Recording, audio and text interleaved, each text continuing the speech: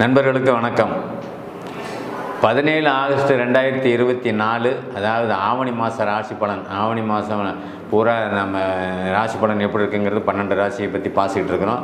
ரிஷபராசி ரெண்டாவதாக. ரிஷபராசி இந்த ஆவணி மாதம் எந்த ராசிக்காரர்களுக்கு என்னென்ன நடக்குங்கிறத நம்ம பார்க்கலாம். பொதுவாகவே ராசி பலன் பொதுவானது தான் நான் முதல்ல சொல்லிகிட்டு இருக்கிறேன். ஒரு 20% போருக்கு தான் அது பொருந்தும். மீதியெல்லாம் தசாபுத்தி அடிப்படையில் தான் எல்லாமே நடக்குங்கிறது தான் உண்மை. சரி, என்ன நடக்கு அப்படிங்கிறத நம்ம பார்ப்போம். பொதுவாகவே ராசி வலிமை அப்படின்னு ராசிக்குள்ள குரு இருந்து உங்களுக்கு ராசியிலே 12ஆம் அதிபதியும் இணைஞ்சு நிற்கிறதுனால உங்களுக்கு கொஞ்சம் சுப விரயங்கள் அப்படின்னு சொல்லக்கூடிய ஒரு அமைப்பில் அங்கே சுப அமைப்புகள் ஏற்படும். 5ஆம் இடமும் வலுத்து ஜாதகத்தில் உங்களுக்கு 9ஆம் இடமும் அங்கே வலுப்பெறுது அப்படிங்கிறது தான் உண்மை. 5, 9 வலுவாக இருந்தாலே பாக்கியங்கள் கிடைக்கும். என்னென்ன பாக்கியம் எல்லாருமே இது தானே சொல்கிறீங்க. நீங்கள் ஒன்றும் புதுசாக சொல்லி அப்படின்னு கூட நான் எதிர்பார்க்கலாம். புதுசாக சொல்கிறதுக்கு ஒன்றுமே இல்லைங்க. ராசிநாதன் உங்களுக்கு ராசிநாதன் அப்படின்னு சொல்லக்கூடிய சுக்கிரன், எப்பயுமே சுக்கிரன் இந்த ராசியில் இருக்கிறவங்க லக்னத்திலே இருந்தாலும் சரி, இது ராசியாக இருந்தாலும் சரி, ரிஷப ராசிக்கு நான் பலன் சொல்லிகிட்டு இருக்கிறேன். இந்த ராசியில் இருக்கக்கூடிய நண்பர்கள் எல்லாமே ரொம்ப ஒரு லக்ஸரியான லைஃப்பை, ஒரு வாழ்க்கையில் ஒரு ஆடம்பரமான ஒரு வாழ்க்கையை விரும்பக்கூடியவங்க தான். இந்த ஆடம்பர வாழ்க்கைங்கிறது அவனுக்கு காசு பணங்கிறது தேவைங்கிறதுனால காசு பணம் எல்லாமே நீட்டாக டிப்டாப்பாக ட்ரெஸ் பண்ணுறவங்க, நல்லா சாப்பிட்றவங்க, வண்டி எடுத்துக்கிட்டு நம்ம சொந்த வண்டி இல்லைன்னா கூட அடுத்த வண்டியாவது ஓட்டி எடுத்துக்கிட்டு அப்படி ஜாலியாக புல்லட்டில் வளம் வர்ற ஆளுங்க, காரில் வளம் வர்ற ஆளுங்கெல்லாம் நம்ம பார்க்குறோம்.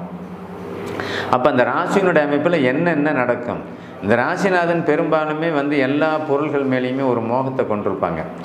அப்போ இந்த சின்ன குழந்தையாக இருந்தால் கூட அதனுடைய சாப்பாட்டு விஷயத்தில் நீங்கள் எடுத்துக்கிட்டிங்கன்னா கூட சாப்பாடு டேஸ்ட்டாக இருந்தால் தான், சுவையாக இருந்தால் தான் சாப்பிடும். பாலாக இருந்தால் கூட அது வெளியே திருடும், பிடிக்கலன்னா குடிச்சிட்டு இருக்கிற பாலை வெளியே திருடுங்கிறது தான் உண்மை. அதனால் அந்த அமைப்பில் நாம் இங்கே பார்க்குறோம், என்ன பார்க்குறோம் அப்படின்னா, இந்த குழந்தைகளுக்கு லக்ஸரியாக வாழக்கூடிய அமைப்பு. குழந்தை அந்த ராசியில் இருக்குன்னா பெரியவங்க நல்லா இருப்பாங்க. அப்போ தான் அதுக்கு தேவையானதை அவங்க வாங்கி கொடுக்க முடியும். அப்போ அவங்க நல்லாவே இல்லை, கடன்லேயே இருக்கிறாங்க, கஷ்டத்துலேயே இருக்குன்னா கூட அந்த குழந்தைக்கு தேவையானதை அவங்களால செய்ய முடியும். அப்போ அந்த ராசியினுடைய அமைப்பு அவங்கள சுகபோகமாக வாழ வைக்கும் அப்படிங்கிறது தான் உண்மை. சின்ன குழந்தையாக இருந்தாலும் அவனுக்கு கடன் இருந்தாலும் நீட்டாக அந்த குழந்தைக்கு தேவையான ட்ரெஸ் 1000 ரூபா போட்டு அந்த குழந்தை நாளே நாளில் அது பிச்சை எரிஞ்சாலும் சொல்லிட்டு 1000 ரூபா போட்டு துணி எடுத்துகிட்டு வருவான். ஏன்னா அவ்வளோ அழகாக குழந்தைய அவன் நேசிப்பான். அந்த அமைப்பு தான் அந்த ராசியினுடைய அமைப்பு. அந்த குழந்தையை பார்க்குறதுக்கு ஒரு கலையாகவும் கவர்ச்சியாகவும் இருக்கும். அந்த குழந்தை பருவ வயசு அப்படின்னு சொல்லிடுறோம் நாங்கள். அப்போது ஒரு 18, 20 வயசு கல்விக்கு உண்டான வயசு, படிப்புக்கு உண்டான வயசு. மெயினாக எல்லாத்துக்கும் படிப்பு மிக முக்கியமானது இல்லையா? அந்த படிப்பு எல்லோருக்கும் தேவையான ஒன்றும் கூட.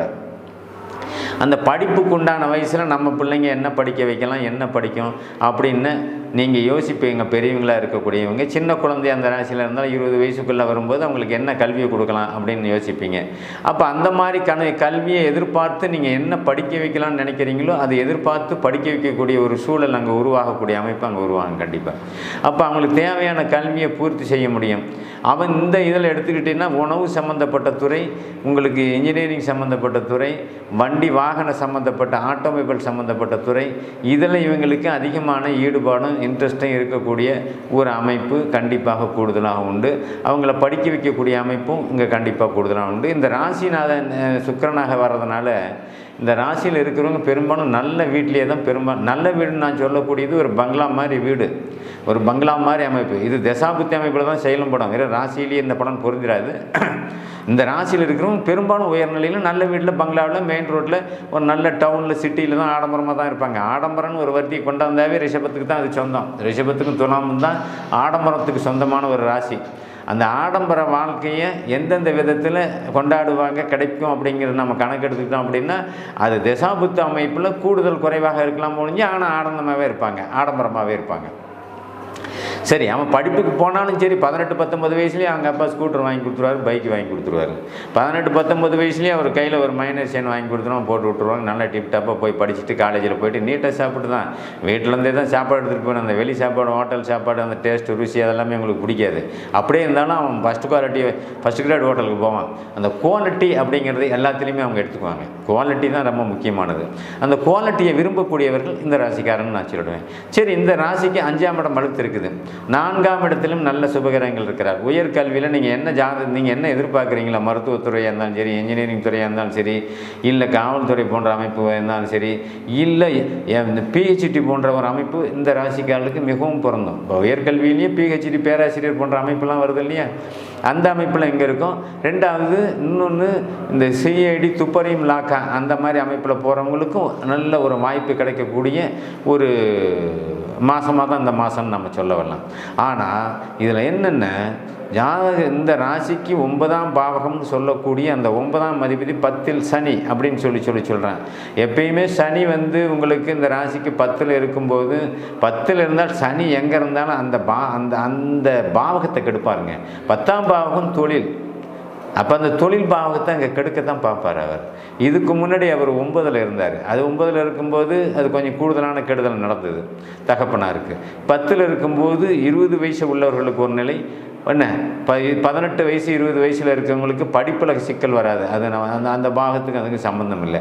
அதே சமயத்தில் தொழிலில் இருக்கிறாங்க பார்த்தீங்களா, வேலையில் இருக்கிறாங்க பார்த்தீங்களா, அவங்களுக்கு அந்த சிக்கல் கண்டிப்பாக உண்டு. தொழில் முடக்கம் உண்டு, வருமானம் முடக்கம் உண்டு.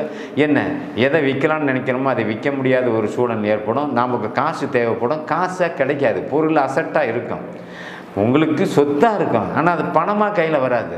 உங்கள் பணம் இன்னொரு இடத்துல முடங்கி நிற்கும், அதுவும் உங்கள் கைக்கு வராது. இந்த பாயிண்ட் என்ன பண்ணும், ஒரு தொழிலை முடக்கிறதுக்கு உண்டான வேலையை அங்கே செய்யும். இது 30 வயசில் உள்ளவர்களுக்கு இருக்கலாம், 30 வயசை கடந்தவர்களுக்கு இந்த பாயிண்ட்டு வேலை செய்யும். ஒரு பணம் நமக்கு தேவை. அந்த பணம் இருந்தால் தான் திருமணத்தை நடத்த முடியும். அந்த பணம் இருந்தால் தான் உங்கள் பையனை படிக்க வைக்க முடியும். அந்த பணம் இருந்தால் தான் மேற்கொண்டு தொழிலை விரிவுபடுத்த முடியும். அப்போ அந்த பணத்தை ஒன்று முடக்குனா அதை செய்ய முடியாது. இத்தனைக்கும் ஏன் இதை நம்ம இங்கே இவ்வளோ தூரம் விவரமாக நம்ம எடுக்கிறோன்னா, ராசிக்கு 10ல் சனி வர்றது அவ்வளோ நல்லதில்லை. ராசிக்கு முக்கியமானதே 9 10 தாங்க. என்ன 9 10ங்கிறது பெரும் கோணம், பெரும் கேந்திரம் அப்படின்னு நான் சொல்ல வரேன்.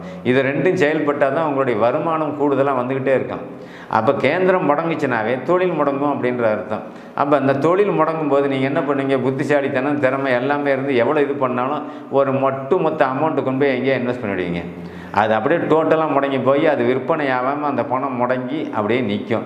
அப்போ உங்களுக்கு அடுத்தடுத்து தேவையானது என்னமோ அதெல்லாம் கட்ட முடியாத ஒரு சூழல் ஏற்படும். கல்வி கட்டணம் கட்ட முடியாத ஏற்படும். ஏன்னா கடன் வாங்கிட்டோம், ஒருத்தவங்களுக்கு இந்த டைமில் கொடுக்குறேன்னு சொல்லிட்டு அதை கொடுக்க முடியாத ஏற்பாடு பண்ணிடும். இது எல்லாமே இந்த ராசினுடைய அமைப்பில் இப்போ கண்டிப்பாக அது நடக்குங்கிற அமைப்பு.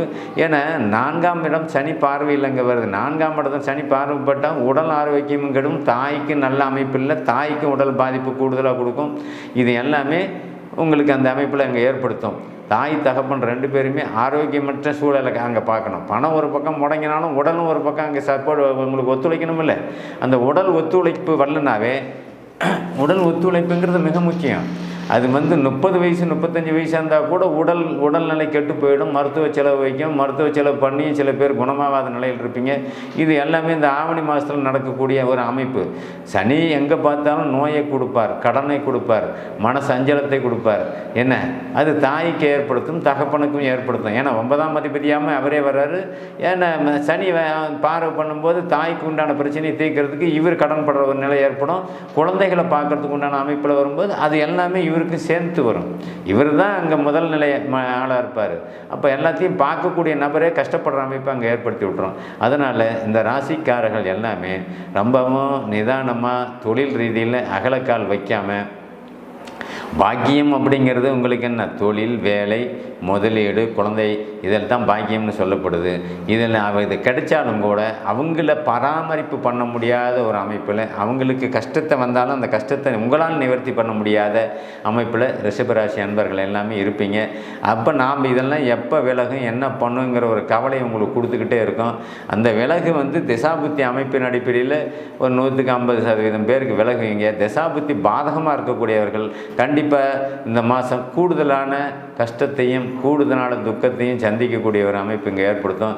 பொதுவாகவே அந்த 7ஆம் பாவகம் அப்படின்னு சொல்லக்கூடிய அந்த பாவகாதிபதியே செவ்வாயாக வர்றதுனால நண்பர்கள் மூலியமாகவே சில உதவிகள் உங்களுக்கு கிடைச்சி, ஒரு மிக நெருக்கமான நண்பர், சிறு வயதிலிருந்தே அந்த நண்பர் உங்களுக்கு நண்பராக இருப்பார், பெண்ணாக இருந்தால் தோழியாக இருப்பாங்க. அவங்க மூலியமான ஒரு மிகப்பெரிய உதவியும் உங்களுக்கு கிடைச்சி அதிலேருந்து நீங்கள் சில சிக்கலில் மீண்டு வரக்கூடிய ஒரு அமைப்பு இங்கே ஏற்படுத்தி விடுங்க.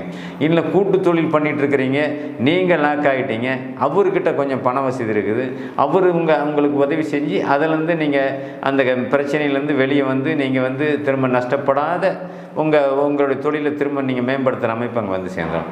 எல்லாருக்குமே ஏற்ற இறக்கங்கள்ங்கிறது உண்டு, எல்லா ராசிக்காரர்களுக்கும் ஏற்ற இறக்கங்கள்ங்கிறது உண்டு. ஆனால் அந்த ஏற்ற இறக்கங்கள் ஒரு நார்மலாக போயிட்டு இருந்துச்சுன்னா பாதிப்பு இல்லை, கூடுதலான அமைப்பில் வந்துச்சுன்னா பாதிப்பு கண்டிப்பாக கூடுதலாக போகும். அதனால் இந்த ராசிக்காரர்கள் தொழில் அமைப்பில் மட்டும் கொஞ்சம் கவனமாக எச்சரிக்கையாக நீங்கள் செயல்படணும் இந்த மாதம் அப்படிங்கிறத நான் சொல்லிக்கிறேன். நன்றி, வணக்கம்.